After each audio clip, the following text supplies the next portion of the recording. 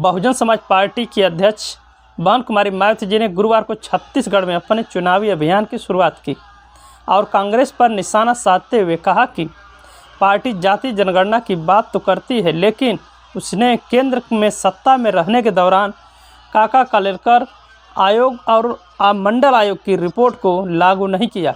जैजैपुर और बिलासपुर निर्वाचन क्षेत्रों में 2 चुनावी रैलियों को संबोधित करते हुए बहन कुमारी मायावती जी ने भारतीय जनता पार्टी बीजेपी के नेतृत्व वाली सरकार की भी आलोचना की। उन्होंने दावा किया कि लोकसभा और राज्य विधानसभा महिलाओं के लिए 33% आरक्षण प्रदान करने के कदम में अन्य पिछड़ा वर्ग, अनुसूचित जाति और अनुसूचित जनजाति की महिलाओं की अपेक्षा की गई।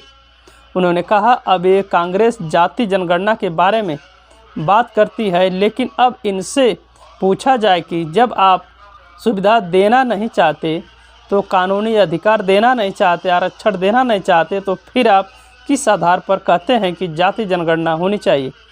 मैं अति पिछड़े वर्ग को बताना चाहती हूं कि आज़ादी के बाद कई वर्षों तक कांग्रेस केंद्र की सत्ता में रही, लेकिन न तो काका कालेलकर आयोग और न ही मंडल आयोग की सिफारिशें लागू की। बहन कुमारी मायावती जी ने कहा, बसपा के कड़े संघर्ष और प्रयासों के कारण वीपी सिंह सरकार के सत्ता में आने के बाद मंडल आयोग की सिफारिशें लागू की गई। वीपी सिंह ने हमें बसपा यानी अपनी सरकार के में 2 प्रमुख मंत्रालय की पेशकश की थी, लेकिन हमने तब इनकार कर दिया और हमारी 2 मांगों को पूरा करने की मांग की गई।